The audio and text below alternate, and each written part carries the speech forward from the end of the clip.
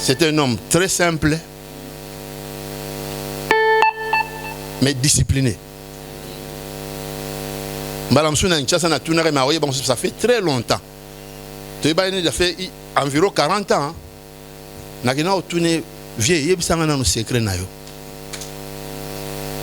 Mais il y a un secret en côté. Amen.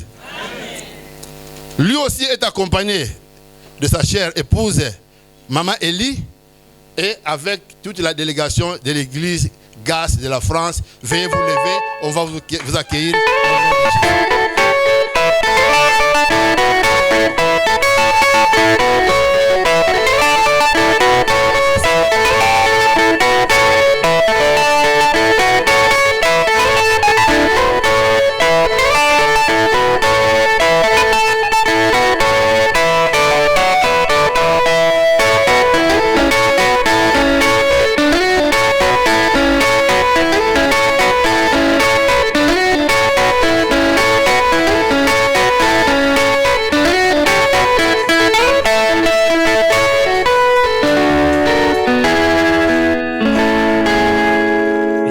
Salut tout son nom de Jésus-Christ, notre Seigneur et Sauveur.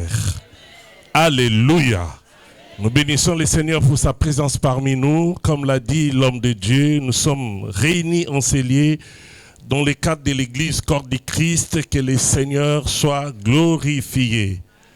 En fait, les thèmes que nous allons aborder aujourd'hui et demain pendant ces 2 jours, c'est la continuité ou la suite de ce qu'on avait commencé l'année dernière.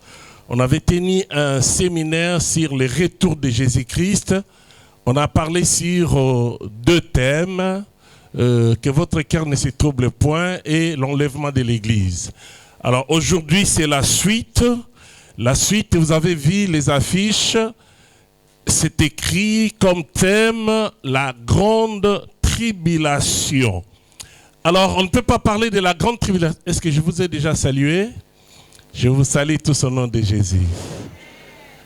Bonjour. Que le Seigneur vous bénisse pour votre présence.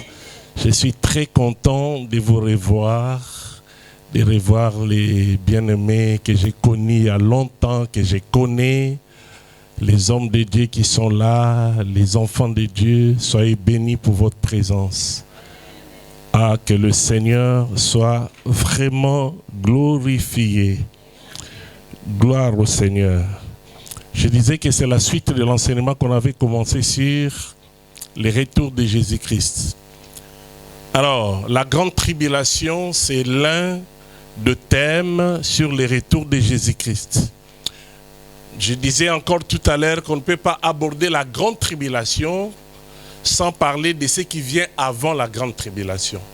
Qu'est-ce qui va venir avant la grande tribulation? Ce qui va venir avant la grande tribulation est appelé 70e semaine de Daniel. 70e semaine de Daniel, pour les gens, pour les Belges, 70e semaine de Daniel. La Bible appelle ce sujet 70e, je peux dire 70, hein? 70e semaine de Daniel ou 70e semaine de Daniel. Ça se trouve dans la Bible, dans Daniel chapitre 9, versets 23 à 27. 70e semaine de Daniel.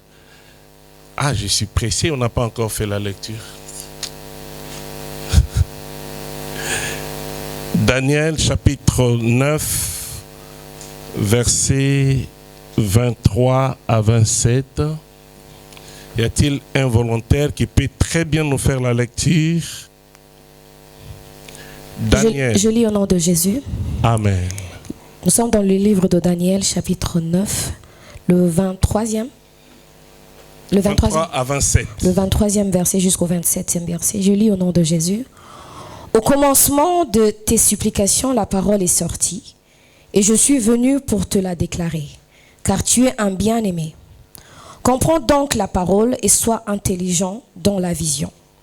70 semaines ont été déterminées sur ton peuple et sur ta sainte ville, pour clore la transgression et pour en finir avec les péchés et pour faire propitiation pour l'iniquité, et pour introduire la justice des siècles, et pour sceller la vision et le prophète, et pour oindre le Saint des saints. Et sache et comprends, depuis la sortie de la parole pour établir et rebâtir Jérusalem jusqu'au Messie, le Prince, il y a 7 semaines et 62 semaines. La place et le fossé seront rebâtis, et cela en des temps de trouble. Et après les 62 semaines, le Messie sera retranché et il n'aura rien. Et le peuple du prince qui viendra détruira la ville et le lieu saint. Et la fin en sera avec débordement, et jusqu'à la fin, il y aura guerre, un décret de désolation. 27. Et il confirmera une alliance avec la multitude pour 1 semaine. Et au milieu de la semaine, il fera cesser le sacrifice et l'offrande. Et à cause de la protection des abominations, il y aura un désolateur, et jusqu'à ce que la consomption et ce qui est décrété soient versés sur la désolée. Parole du Seigneur. Merci beaucoup. L'autre fois, j'avais expliqué, en utilisant ces tableaux, que le retour de Jésus se fera en 3 phases. Vous vous rappelez, n'est-ce pas? 3 phases. La première phase, c'est une montagne. Ici, j'avais dessiné une montagne. Faites comme si j'ai dessiné une montagne ici. La montagne. Alors, deuxième phase, c'est la vallée. La vallée. Et troisième phase, c'est encore une montagne. Est-ce que vous voyez un peu mon dessin? Il y a la première montagne, la vallée et la deuxième montagne. En fait, le retour de Jésus se fera comme ça, en 3 phases. La première montagne, c'est l'enlèvement de l'Église. L'enlèvement de l'Église, le Seigneur reviendra. Parce qu'il était déjà sur la terre. Quand on parle de revenir, on parle, voilà, le deuxième retour, ou la deuxième venue. Le Seigneur reviendra, mais il ne va pas descendre sur la terre. Ça va se passer comment? Là, c'est dans 1 Thessaloniciens chapitre 4, où la Bible nous parle du retour de Jésus-Christ. La Bible dit, il y aura, l'archange va sonner la trompette. Et quand l'archange sonnera la trompette, le Seigneur Jésus descendra. Et puis, l'Église, les gens qui seront sur la terre vont être enlevés. Enlevés, c'est-à-dire ils vont monter, ils vont quitter la terre pour aller à la rencontre du Seigneur. Le Seigneur ne reviendra pas sur la terre, mais il sera dans les airs. Et les saints vont monter pour aller rencontrer le Seigneur. Cette rencontre se fera dans les airs. Ça, c'est l'enlèvement de l'Église. J'avais bien expliqué. Le Seigneur reviendra pour ne prendre que ceux qui auront sa nature. Il ne prendra pas les gens qui fréquentent les églises. Il ne reviendra pas pour prendre les gens qui prêchent la parole de Dieu, mais ceux qui marchent dans la crainte de Dieu. Ceux qui avaient reçu Jésus comme Seigneur et Sauveur et qui marchent dans la crainte de Dieu, ce sont ces gens-là qui seront enlevés. J'avais expliqué, si tu es dans l'église, mais tu vis dans le péché, ces jours-là, tu ne monteras pas parce que le péché va te retenir. Tu resteras sur la terre. Mais l'église, ceux qui auront la nature de Jésus, vont monter à la rencontre du Seigneur.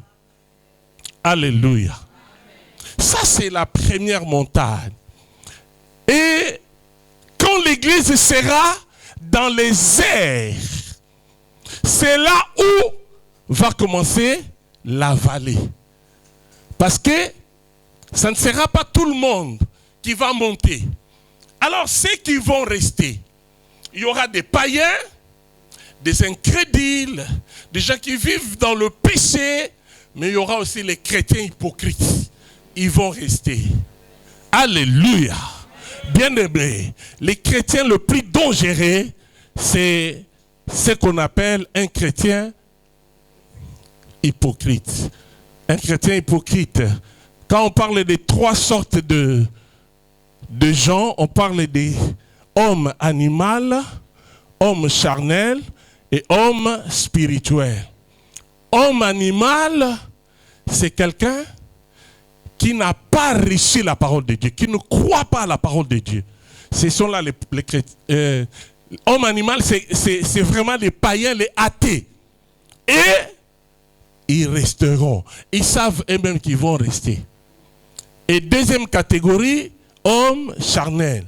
Les gens qui fréquentent l'église, mais qui n'ont pas la nature de Jésus.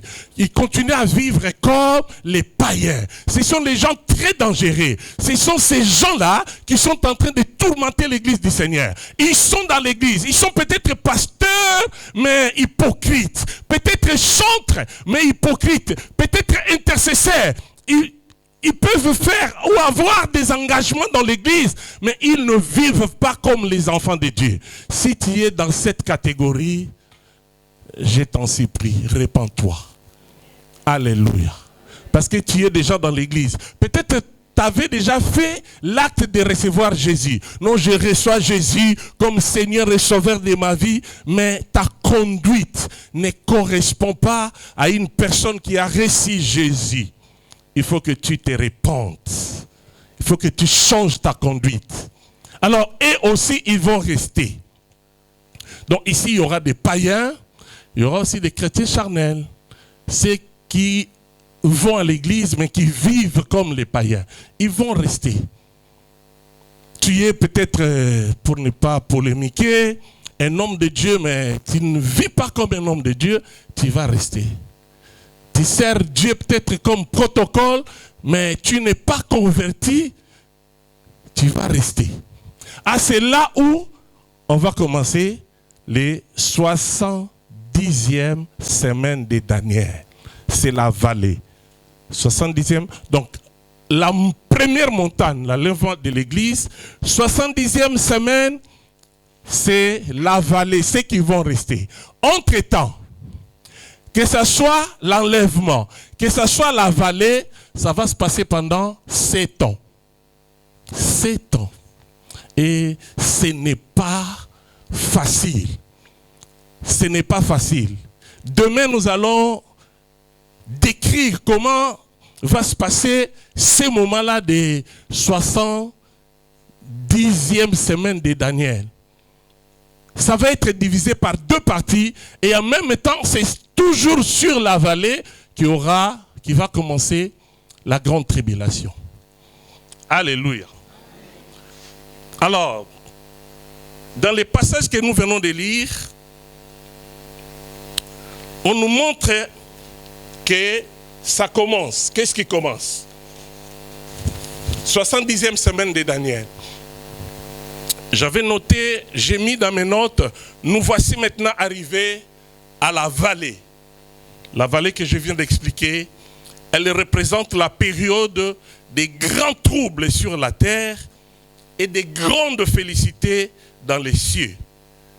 Dans les cieux, qu'est-ce qui se passe? Dans les cieux, c'est Christ qui jouit d'amour avec son épouse. Alléluia. Si tu es réellement l'épouse du Seigneur, tu seras dans les airs avec Jésus. Quelqu'un peut dire Amen. Dis ça c'est moi, ça c'est moi. Ah, c'est toi, hein? L'épouse du Seigneur. Donc Jésus va se réjouir. Non, c'est jouir. Je ne dis pas se réjouir. Je parle de jouir. Il va se jouir avec son épouse qui est l'Église. Alors quand j'utilise précisément ce terme jouir, jouir c'est avoir la possession de quelque chose. C'est-à-dire à partir de là, Jésus prend la possession du monde. Jésus commence à régner. Parce que sa première venue, il est venu comme l'agneau. Mais ici, ça ne sera plus comme l'agneau. Il sera le lion de la tribu de Juda. Et il prend possession du monde et il jouit. Il est en train de régner avec l'Église. C'est là où Jésus va régner avec l'Église. Quelqu'un peut dire Amen. Oui, il est avec nous conformément à sa parole. Que là où 2 ou 3 sont réunis à mon nom, je suis au milieu d'eux. Mais ces jours-là, ça va être terrible. Pendant ces temps, pendant ces temps, Kembo na Kembo, Kunana Lola, Kembo na Kembo, pendant ces temps, est-ce qu'il y a une chanson de Mikoloyo qui chante aussi ça? Une chanson de Mikoloyo qui connaît? Je peux chanter si vous me rappelez, oui. Il y a une sœur qui dit Logo là-bas, ange. Non, non, non. Non, qui parle de la gloire qui va se passer avec le Seigneur. Comment Jésus va régner avec l'Église.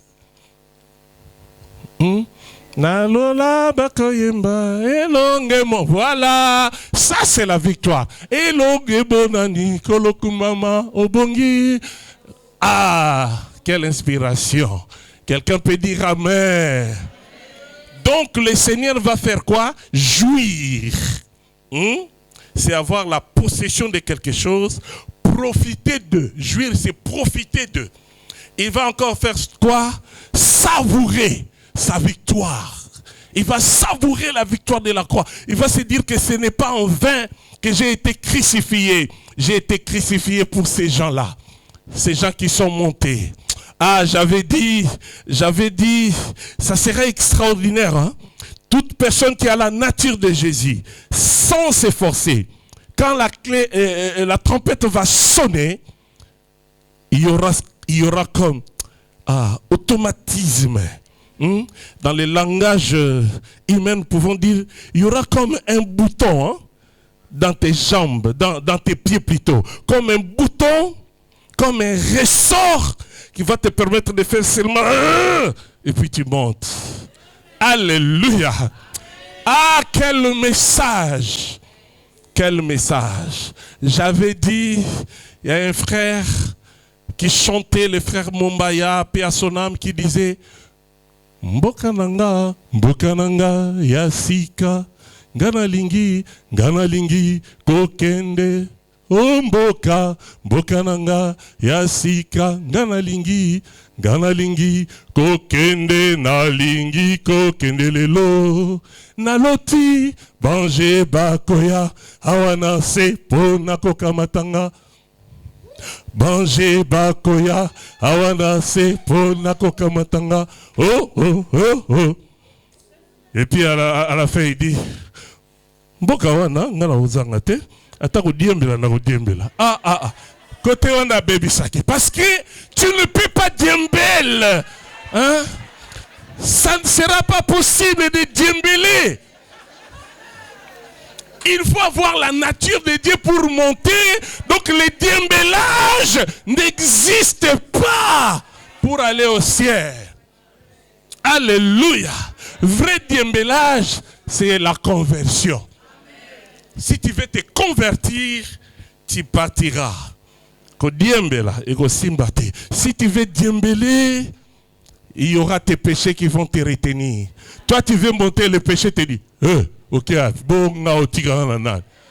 parce qu'il est habitué avec toi. Alléluia. J'ai posé la question. L'épouse, tous on a dit que nous sommes des épouses.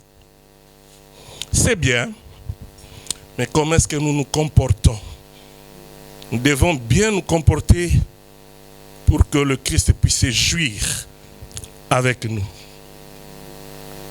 Alors, pendant ces temps-là, où les 70e semaines de Daniel commencent, au ciel, il y aura beaucoup de choses. Entre autres, il y aura ce qu'on appelle le tribunal du Christ. Avez-vous déjà entendu parler du tribunal du Christ? C'est là où le Seigneur va commencer à rétribuer, à donner la rétribution, à couronner. Toi, tu étais une fervente servante.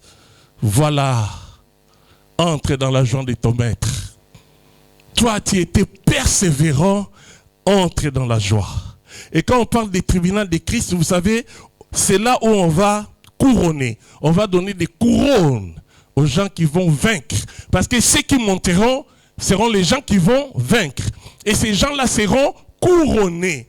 C'est dans 2 Corinthiens chapitre 5, verset 10. La sœur qui nous a fait la lecture l'a fait tellement bien que je te retiens comme lectrice. Vas-y encore, ma sœur. 2 Corinthiens chapitre 5, verset 10. Verset 10. Je lis au nom de Jésus. Car il faut que nous soyons tous manifestés devant le tribunal du Christ. Voilà, il faut que nous soyons manifestés. Ici, on ne parle pas des païens, hein, mais des chrétiens. La Bible dit que le jugement va commencer dans la maison de Dieu. Et nous allons nous manifester, oui. Afin que chacun reçoive les choses accomplies dans le corps, selon ce qu'il aura fait, soit bien, soit mal. Alléluia. Mais ceux qui monteront ne seront jugés que pour le bien. Ils vont être récompensés. Bien-aimés, servons le Seigneur. Craignons l'Éternel. Il y aura une récompense. Et ça va se passer où? Pendant le tribunal du Christ. Les gens seront récompensés. Amen. C'est là où Daniel dit, ceux qui seront sages, qui vont propager la bonne nouvelle, brilleront comme les étoiles dans le ciel. Vous allez briller. Vous serez récompensés. Il y a des églises qui disent, si tu as bien servi le Seigneur, ces jours-là, tu vas trouver ta maison, une grande maison que tu construisais pendant que tu servais l'Éternel. Ça, c'est le langage, ça, c'est la pensée humaine. Hein? Ça ne va pas être comme ça. Mais nous pouvons voir une idée biblique où il y a le riche qui était décédé. Lazare est mort d'abord parce que sa condition de vie était médiocre. Lazare, le pauvre, il est décédé, il est monté au ciel. Lazare n'est pas allé au ciel parce qu'il était pauvre, mais c'était par rapport à sa vie spirituelle. Sinon vous allez dire, on nous a dit qu'il faut être pauvre pour rentrer au ciel. Non. Le problème c'est comment tu te conduis. Tu peux être pauvre mais sorcier. Tu peux être pauvre mais impudique. Tu peux être pauvre mais soulard, ivrogne. Alléluia. Mais lui, malgré sa pauvreté, il craignait Dieu. Il se retrouve au ciel. Mais les riches qui avaient tout réussi sur la terre, quand il est décédé, il se retrouve dans un endroit de tourment. Dans un endroit de tourment. En fait, ça c'est une parabole. Hein? C'est juste une parabole. Je ne vais pas entrer dans les détails parce que au ciel, il y a des endroits. Un endroit où, quand tu meurs dans le Seigneur, tu vas te reposer en attendant l'enlèvement de l'église. Il y a un autre endroit, si tu meurs sans Christ, tu commences la souffrance avant l'ouverture de l'enfer. Donc, il faut faire attention. Tout ce que tu fais là, tous les sacrifices, tu vas te retrouver en enfer. Malgré tous les sacrifices.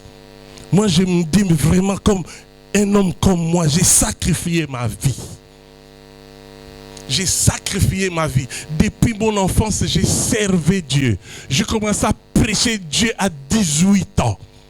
J'ai commencé à prêcher non pas comme l'aventure, mais je me suis engagé au Seigneur déjà à 18 ans. Parce que cette année, ça fait 45 ans depuis que je prêche la bonne nouvelle. 45 ans. Et perdre mon temps. Vous savez, quand j'ai un souci, j'ai un problème, ou j'ai besoin que Dieu se manifeste, je dis, souviens-toi de moi, Seigneur. J'ai sacrifié ma jeunesse pour toi. Moi, je n'ai pas connu la jeunesse que les autres ont connue. J'étais jeune et je me suis engagé. Parce que j'allais à l'église déjà depuis l'école des dimanches. J'étais à novice, j'étais à jardin, j'étais à cadet, j'étais à aîné. Et puis, une fois j'ai fui, je me suis dit, je dois vivre aussi comme d'autres jeunes. Mais quelque temps après, je suis revenu. Même pour revenir, c'était un problème. Je disais à mon frère qui est venu me récupérer, je vais encore rentrer à Aîné parce que quand je fui, j'étais à Cadet ou...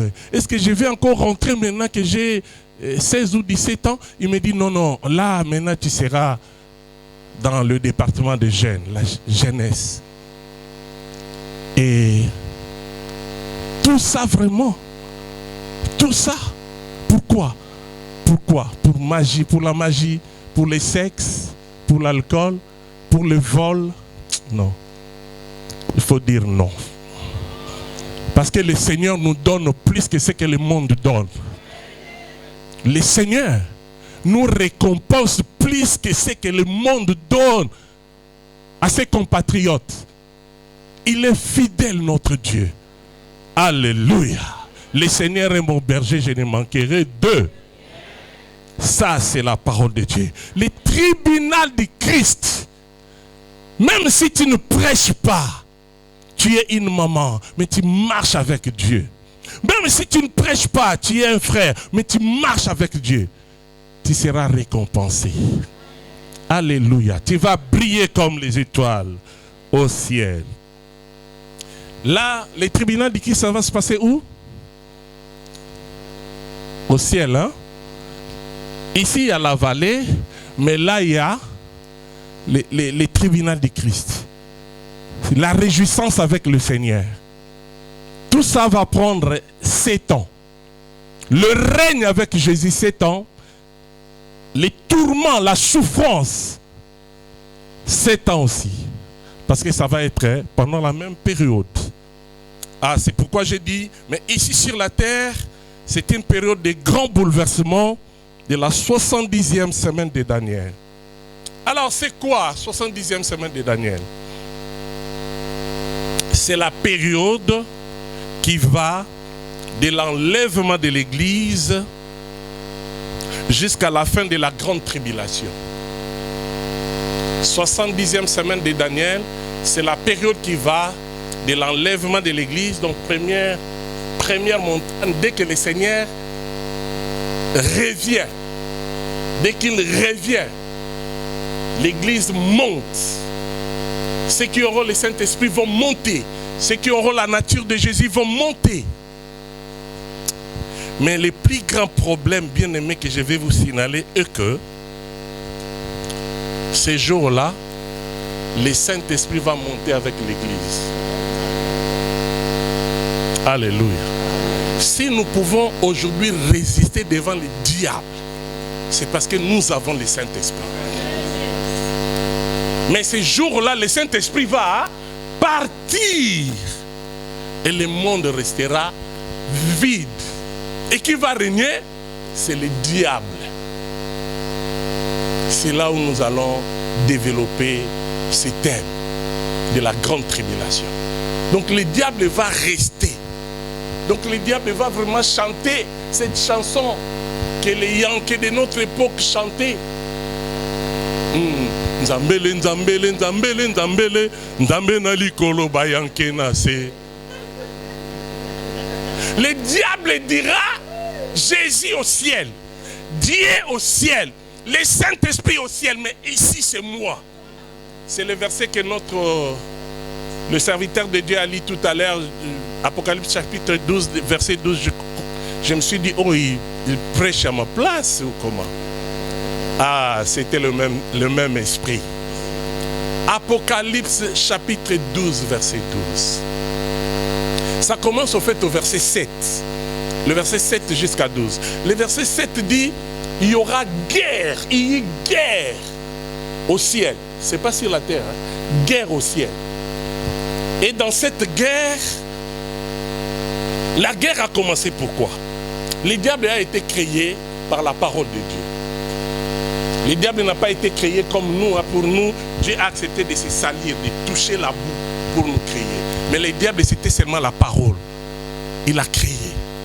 Il a dit, reçois les pierres précieuses, reçois le pouvoir, reçois l'autorité. Il a créé le diable comme ça. Et c'est Dieu qui a donné le pouvoir, l'autorité, la beauté à Satan. Pourquoi? Parce qu'il était l'archange. C'est lui qui gouvernait au ciel. Le chef de l'armée céleste, c'était lui. Mais le diable, voyant cela, il s'est dit, tous les anges que je suis en train de diriger ne sont que mes subalternes. Ils n'ont pas le même pouvoir, la même puissance que moi. Il a commencé à dire que moi, je mérite d'être avec Dieu. Et il y a des versets qui disent, il dit lui-même, je prendrai mon trône, je le placerai auprès du trône de Dieu. Pour lui, sa pensée était qu'il devienne le quatrième Dieu. Père, Fils et Saint-Esprit, Lucifer. Il voulait être le quatrième Dieu. Alors Dieu a vu l'intention. C'était seulement l'intention. C'était seulement la pensée. C'est pourquoi la Bible dit, même si tu regardes une femme dans la pensée de... tu regardes seulement, mais tu commets un péché. C'est ce que le diable avait fait. Il avait seulement l'intention, je vais devenir Dieu. Et Dieu a dit, toi, tu n'as plus ta place ici au ciel. C'est comme ça que Dieu a envoyé... Il a envoyé qui? Michael pour les chasser. Au début, même Michael avait du mal. Hein? Moi, chasser mon chef. Il est très fort, plus puissant que moi. Mais Dieu a dit, vas-y. Comme il avait la parole de Dieu, il a pu résister Lucifer pour le chasser. Mais qu'est-ce qui s'est passé? Un tiers des anges sont allés derrière Lucifer. Je suis dans Apocalypse chapitre 12, versets 7 à 12. Un tiers sont allés derrière Lucifer. Et c'est là où la Bible dit, il y a guerre. Et dans cette guerre, comme Michael avait la parole de Dieu, Michael a pu vaincre Lucifer. Et Lucifer était chassé. Et quand il est descendu, il avait du mal. Parce qu'il était habitué de vivre au ciel. Et c'est là où il a su qu'il avait un peu de temps, il devait agir. Donc jusque-là, il agit. Il agit pour s'aimer la sorcellerie, l'hypocrisie, cupidité, arrogance, l'orgueil. C'est lui qui travaille. Si tu remarques que dans ta vie, tu as l'une de ces choses-là, sache que tu peux manquer l'enlèvement. Il faut que tu te débarrasses de ces choses qui viennent du diable. Quelqu'un peut dire Amen. Ah, c'est un enseignement qui est devenu rare à l'église. Que Dieu bénisse le pasteur Willy pour cette idée. Alors, je parlais de la définition du 70e semaine de Daniel. Je disais, je m'excuse, je disais c'est la période qui va de l'enlèvement de l'église jusqu'à la fin de la grande tribulation. Les 70 semaines constituent une révélation difficile à comprendre. Constitue une révélation difficile à comprendre. Et pour y arriver, il faut seulement en saisir les clés. Il y a des clés à saisir. Alléluia. Alors, en fait, cette révélation cadre avec la période d'un roi qu'on appelle Antiochus. Le roi Antiochus, qu'est-ce qu'il a fait? Il s'appelle Antiochus Épiphane. Alors, ces rois-là, je disais que cette révélation cadre avec la période du roi Antiochus Épiphane et le temps de la fin avec Jésus-Christ, avec les duels Christ et Antichrist. Là, nous allons comprendre. Mais quand on parle de l'Antichrist, il s'agit de quoi? Il s'agit de qui? Alors, qu'est-ce que Antiochus a fait? Antiochus était très méchant. C'était ordonné de ne pas faire des sacrifices de porc à l'église. Les sacrifices de porc étaient interdits. Et la loi était que toute personne qui va sacrifier un porc fera de sorte que l'église soit profanée. Ça sera une abomination. Mais Antiochus, comme il n'aimait pas les Juifs, il a fait exprès. Il a pris un porc, il l'a amené au temple. Il s'agit du temple de Zorobabel. Vous connaissez le temple de Zorobabel, le temple qui a été construit après après l'exode de 70 ans. Quand ils sont revenus, parce qu'il y avait Zorobabel et les autres qui étaient à Babylone. Quand ils sont sortis, ils devaient construire les temples. Il s'agit de ces temples-là, de Zorobabel. Écoutez, bien-aimés dans le Seigneur, quand il a fait ça, il est entré avec il était roi, personne ne pouvait l'interdire. Sûrement, il avait son cortège avec les porcs, les gens venaient, et lui-même à la tête. Et il va dans les sanctuaires pour faire les sacrifices du porc. Donc, après ces sacrifices, les temples étaient considérés profanés. Donc les Juifs ne pouvaient plus faire des sacrifices. Les temples étaient souillés parce que c'était une grande abomination. Après cela, il y a quelqu'un qui s'appelait Maccabée. Maccabée s'est révolté. Et on parle de la révolte de Maccabée. Maccabée a dit, ça ne peut pas continuer comme ça, il faut que les temples soient sanctifiés. Il faut que les temples soient restaurés. Quand Maccabée s'est levé, plusieurs personnes se sont levées avec Maccabée pour sacrifier les temples. C'est là où les troubles ont commencé. Antiochus ne voulait pas baisser les bras. Il a dit, après tout, je suis le roi. Et les troubles ont commencé. Ils ont massacré les Juifs. Ils ont tué les Juifs. Et 70e semaine de Daniel, on nous dit, c'est à peu près l'image de ce qui s'est passé. L'Antiochus va représenter les camps adverses et les Juifs vont représenter maintenant l'Église. Il y aura une scène à peu près comme ce qui s'est passé à ce temps-là. Mais on nous dit que qui va faire ça? En fait, si il faut parler des acteurs de la grande tribulation, d'une part, il y a Jésus-Christ, de l'autre part, il y a les faux prophètes. Ça, je vais expliquer demain.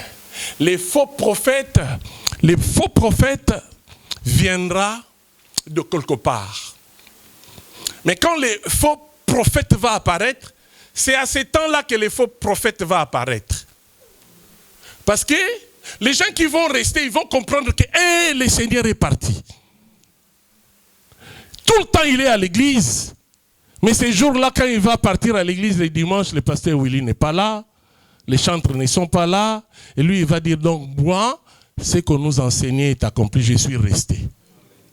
Il va se dire, je vais faire attention pour que je ne puisse pas me retrouver en enfer. Il y a encore 7 ans de repêchage. Donc je peux me rattraper. Mais bien aimé, ça ne sera pas facile. C'est là où les faux prophètes vont apparaître. Il va commencer à prêcher une fausse paix. Il va dire, bon, même si Jésus est parti, ne vous en faites pas, moi je suis là. Il va apparaître comme un vrai prophète, mais il est le faux prophète. Il va prêcher la fausse paix. Et ça va durer pendant 3 ans et demi. 3 3 ans et demi l'action des faux prophètes pour gagner les gens. Alléluia. Et si vous acceptez le message, oh, j'entre déjà dans la grande tribulation ou pas? Si vous acceptez le message des faux prophètes, on va vous donner un cachet. Sans les cachets, vous ne pouvez pas acheter ni vendre. Si vous vous dites que moi j'allais à l'église, j'ai compris que ça c'est l'accomplissement de la parole de Dieu, je vais résister. Tu vas souffrir. Même pour acheter, ça va être un problème. Même pour vendre, les gens ne vont plus acheter tes marchandises parce que tu n'as pas les cachets. Auront droit de vivre paisiblement pendant ces temps que ceux qui auront les cachets. Et ces cachets, c'est 666. On va mettre ça soit au front, soit ici. Il faut que les gens remarquent que toi, tu as les cachets. Il faut que ce soit remarquable. Alléluia. Est-ce que quelqu'un est là qui veut avoir les cachets pendant ce temps? Et ce cachet est appelé comment? Marque de la bête. Marque de la bête. Si ça vous arrive de rester, je donne juste un conseil. Hein? Il faut refuser d'avoir les cachets. Tous ceux qui auront les cachets sont déjà destinés à l'enfer. Ils appartiennent au diable. J'ai parlé des acteurs. Il y aura Jésus-Christ, il y aura les faux prophètes et l'antichrist. L'antichrist sera fabriqué par les faux prophètes. Les faux prophètes auront tellement l'onction. C'est pourquoi la Bible dit, s'il est possible, il va même séduire les Élis.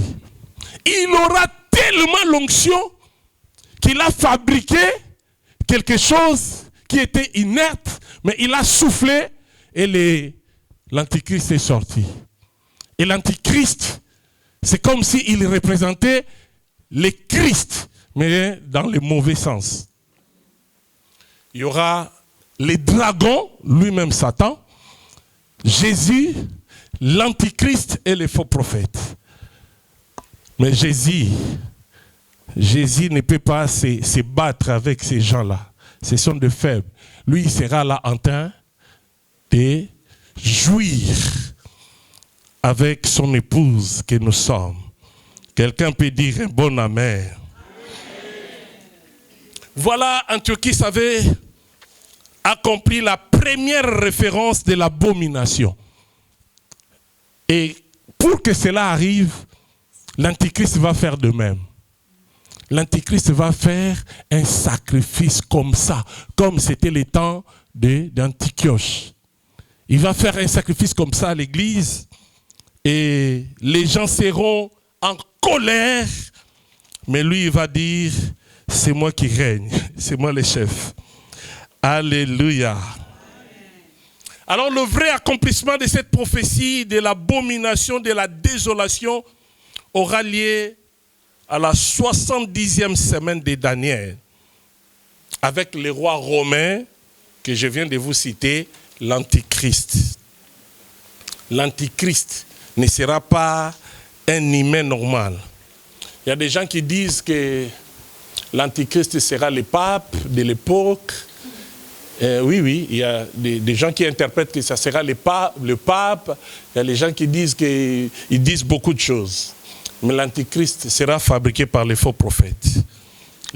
C'est les faux prophètes qui aura la grande force, la grande puissance, jusqu'à créer. Il va créer l'antichrist. Ah. Alors l'antichrist, non, c'est l'antichrist qui va créer l'autre.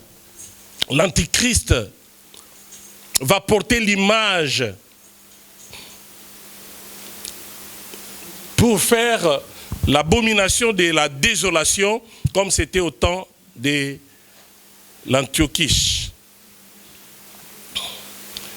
Et bien aimé dans le Seigneur, c'est là où les troubles vont commencer. Je vais énumérer des choses importantes parce que nous parlons de la clé c'est quoi la clé? Je vous donne la clé pour que nous puissions comprendre comment ça va se passer ces moments. Donc, nous pouvons noter que la chronologie de l'accomplissement de la dite prophétie des 70e semaines, ça va se faire comment? Ça va se faire pendant son accomplissement aura lieu après 490 ans. C'est ce que je vais expliquer. 490 ans. Ça, c'est conformément au principe biblique. 490 ans, il y aura l'accomplissement des 70e semaines. Alors, écoutez attentivement. Ça va se passer comment? Si nous lisons Ézéchiel chapitre 4, versets 4 à 6, écoutez s'il vous plaît.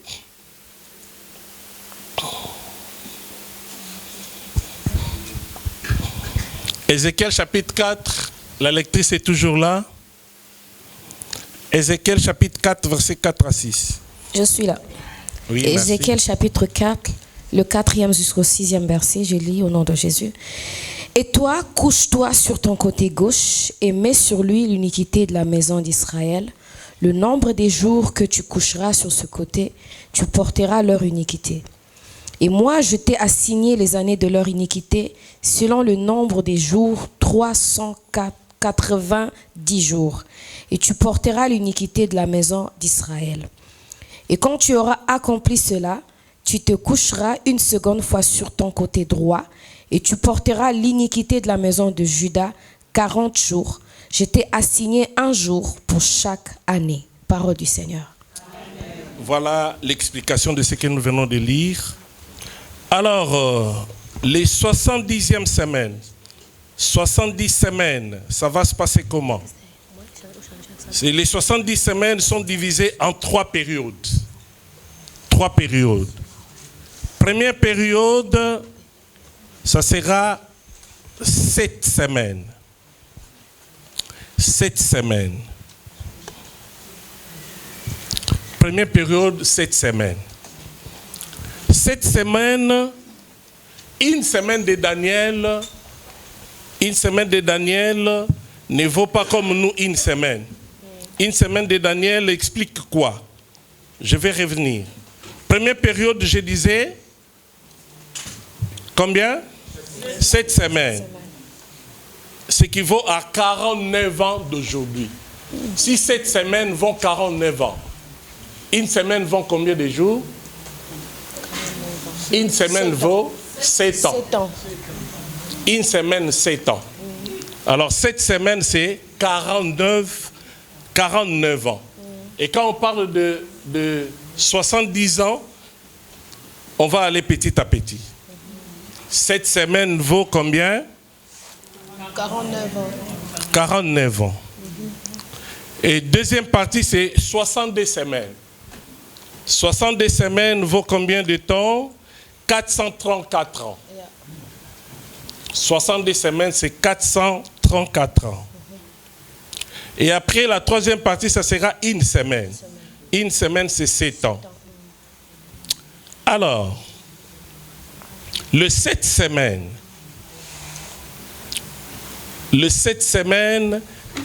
veut dire quoi?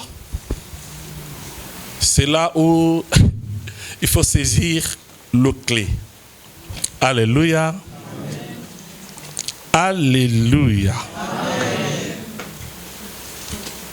Donc, il faut 70 semaines pour l'accomplissement final de toutes choses. Alors, dans 70 semaines, il faut que les semaines soient comptées seulement quand Israël sera dans son territoire. Si Israël n'est pas dans son territoire, les semaines ne sont pas comptées. Ça a commencé depuis les jours où le roi a donné l'ordre aux enfants d'Israël de sortir pour aller construire les temples.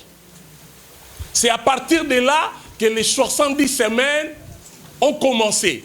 Parce qu'Israël est allé construire les temples. Et les temples a duré très longtemps. Les temples a fait combien de temps? C'est la deuxième partie où j'ai dit combien? 62 semaines. La construction du temple. La construction du temple a fait 62 semaines. Il reste combien? Il reste combien si on enlève 70 semaines? Une semaine. 62 semaines. On a 70 semaines. On enlève 70, ça reste combien? 8 semaines. 8 semaines. Yeah. Et on nous a parlé, la première partie c'était 7 semaines. La première partie c'était 7 semaines. Une semaine de Daniel compte 7 ans. Donc ça fait 69 semaines avec le 7 semaines d'avant. Ça fait 69 semaines. Donc il ne reste qu'une semaine. Alors une semaine qui reste, c'est cette semaine-là qui va se passer ici. Ça va faire combien? 7 ans. Une semaine. Et après 7 semaines, il y aura des grandes choses qui vont commencer à s'opérer. Alléluia. Alors, s'il faut expliquer brièvement, juste après l'enlèvement de l'Église, les choses vont aller vite. Car déjà Israël est dans son territoire. Vous le savez tous, n'est-ce pas? Israël est déjà dans son territoire. Mais maintenant, la semaine qui reste, l'horloge est arrêtée. Cette semaine qui reste n'a pas encore commencé à compter. Ça va commencer à compter quand le Seigneur reviendra. Quand le Seigneur reviendra, c'est là où on va commencer à compter la semaine qui reste. Donc je disais, juste après l'enlèvement de l'Église, les choses vont aller vite. Quand le Seigneur reviendra, et là, l'horloge du Seigneur va se mettre en marche. Déjà, Israël est dans son territoire. Le figuier sont déjà tendres, comme nous dit Matthieu chapitre 24, verset 32. Et les acteurs de la 70e semaine seront les dragons, comme j'avais cité. Les dragons, c'est Satan. La bête qui monte de la mer, c'est l'Antichrist. Et la bête qui monte de la terre, les faux prophètes. Alléluia. Amen.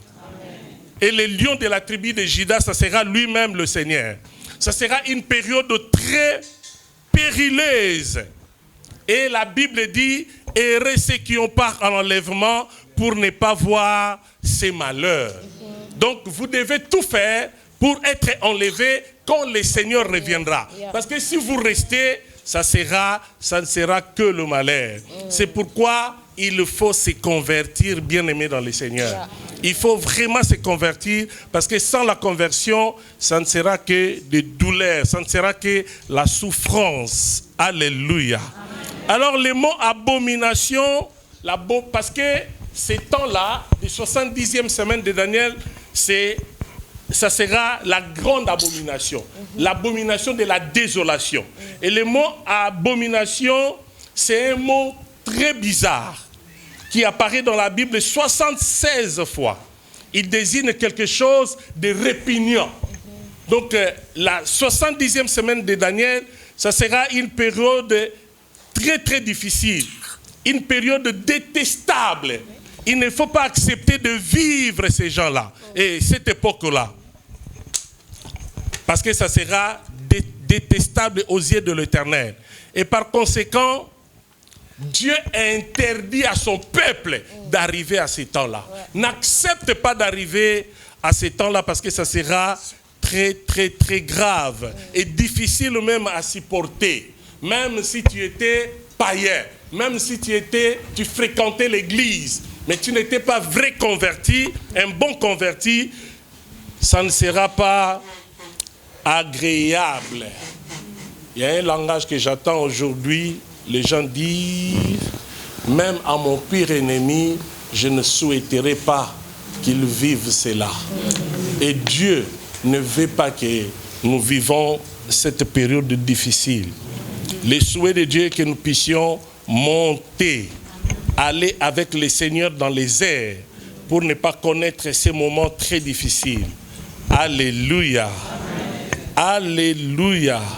Vous savez quoi, bien-aimé, c'est juste après ces temps qu'il y aura des moments de gloire, juste après les 70e semaines de Daniel. Alors, l'antichrist, les faux prophètes et les dragons vont travailler maintenant 3 ans et demi de la fausse paix. Après 3 ans et demi, le reste, ils vont travailler de façon visible. Ils vont commencer à montrer que ce sont eux, le chef de la terre. Et ils vont commencer à tourmenter les gens de façon remarquable. Bien-aimés, il y aura des moments très difficiles où il y aura l'apparition des sauterelles. Moi, j'ai dit que ces sauterelles-là seront même plus gros que les donkeys. Vous connaissez les donkeys? Donc, plus dangereux que les tracteurs. Ils vont apparaître pendant ces temps-là. Ils vont faire souffrir les gens d'une façon terrible. Il ne nous reste qu'une seule semaine. Une seule semaine. Si le Seigneur Jésus arrive, l'horloge revient en marche et ça sera terrible. Bien-aimés, il y aura même ceux qui vont demander la mort, mais la mort ne viendra pas. Ça sera tellement terrible qu'il ne faut jamais accepter de vivre cette période. Il faut se convertir. S'il y a quelqu'un qui est présent dans cet enseignement et qui vit encore dans l'hypocrisie, il est en train de servir Dieu, mais il fait n'importe quoi, je donnerai tout. Il y a un verset dans la Bible qui dit, mon fils, tu as toujours été avec moi, tout ce que j'ai est à toi. Si tu te convertis réellement, tout ce que le Seigneur a sera aussi pour toi, à condition que tu puisses te convertir. Bien-aimé, que sert-il à un homme de gagner le monde entier et perdre son âme à la fin? Bientôt, 70e de Daniel va commencer. Ça va venir. Ça ne va plus tarder. Parce que Jésus-Christ était mort. Jésus était ressuscité. Il est monté au ciel. Écoutez, le jour où Jésus montait, dans Actes chapitre 1, verset 11, il y avait des disciples qui étaient là, en train de regarder. Ils se disaient, notre maître est parti. Parce que Jésus montait. Jésus n'a pas disparu. Il montait visiblement. Et les disciples voyaient comment il montait. Ils regardaient. Ils regardaient. À un moment, les disciples ne pouvaient plus regarder Jésus comme ça, mais ils regardaient comme ça. Et la Bible dit quelque temps après, il est entré dans les nuées. Et les disciples ne le voyaient pas. Mais curieusement, ils sont restés comme ça. Ils croyaient qu'ils pouvaient encore redescendre. Ils sont restés comme ça. Ils avaient même mal, hein? Mal au cou, mal à la tête. Ils regardaient leur Seigneur. Ah, personne ne voulait manquer ces temps. Ils étaient comme ça. Personne ne voulait manquer ces temps merveilleux. Ils étaient toujours comme ça. Et après, ce n'était plus le Seigneur, mais c'est l'ange qui a apparu. L'ange a dit, qu'est-ce que vous regardez? Ils ont dit, nous sommes en train de regarder le Seigneur. L'ange a dit, le Seigneur qui est monté. Vous ne le verrez plus. Il est monté, il est parti. Mais de la manière où il est monté, il reviendra de la même manière. Il reviendra de la même manière. Mais à ce temps-là, tout œil le verra. Même ceux qui l'ont persécuté. Ils le verront. Ils le verront. Même les Yankees verront Jésus. Alléluia. Ils le verront. Mais ça ne sera pas ici. Ça ne sera pas dans la première montagne. Hein. Dans la première montagne, qui verront le Seigneur? Seulement les chrétiens qui auront sa nature. Et puis ça va passer la grande tribulation, 10e semaine de Daniel.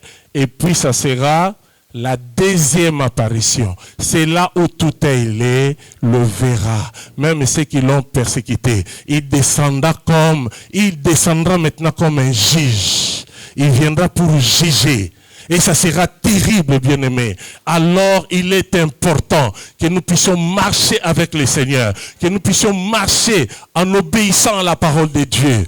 Oh, si tu es là et que tu gardes encore ta sorcellerie, avant de venir à l'église, tu déposes la sorcellerie quelque part, abandonne cette sorcellerie. La sorcellerie ne te donnera rien d'extraordinaire. Alléluia. Mais qu'est-ce qui te pousse à être toujours hypocrite devant le Seigneur? Toi qui fréquentes l'église, toi qui viens à l'église de Dieu, mais pourquoi tu ne veux pas te repentir? Bien-aimé, la clé pour entrer, pour être enlevé, pour éviter de vivre les 70e semaine de Daniel, c'est la conversion, la repentance. Il y a la conversion et la repentance. Oh bien-aimé, si tu changes ta vie, le Seigneur va t'accueillir. Il y a un verset dans la Bible qui dit, venez à moi, vous tous qui êtes chargés et fatigués, je vous donnerai du repos. Même si la sorcellerie est une charge, même si l'abomination que tu es en train de vivre est une charge, même si la mauvaise vie que tu mènes est une charge, viens, le Seigneur est capable de te décharger. Il est capable d'enlever ce qui t'empêche d'être réellement un serviteur de Dieu, un bon enfant de Dieu. Ne demeure pas dans l'hypocrisie. Ça, c'est le temps de Dieu. Je vais rappeler à quelqu'un que nous vivons les temps de la fin. Nous vivons les temps de la fin. Et la Bible dit, si vous voyez, les feuilles commencent déjà à quitter le figuier, à tomber. Sachez que le temps est proche. Bien-aimés, avec tout ce que nous voyons, le bruit de la guerre, il y a le bruit de la guerre. Mais aujourd'hui, ce n'est plus seulement le bruit. Il y a le bruit de la guerre, il y a aussi la guerre. Il y a la famine. Les enfants sont devenus arrogants. Ils ne respectent plus leurs parents. Il y a l'égoïsme. Il y a beaucoup de choses que la Bible nous cite dans Matthieu. Et ces choses s'accomplissent déjà aujourd'hui. Est-ce que ça ne peut pas nous donner l'intelligence de comprendre que nous sommes arrivés à la fin? Le Seigneur Jésus viendra. Mais il viendra à un moment où tu ne penses pas. Il viendra à un moment où peut-être que tu seras en train de dormir. C'est pourquoi la Bible dit, même des deux personnes qui sont au lit ensemble, l'homme et la femme, l'un partira, l'autre restera. Alléluia. La Bible dit même les gens qui sont en train de prier, des personnes comme au village, Tala Liboka pour nous-mêmes, ou à tourner la gauche ou la droite.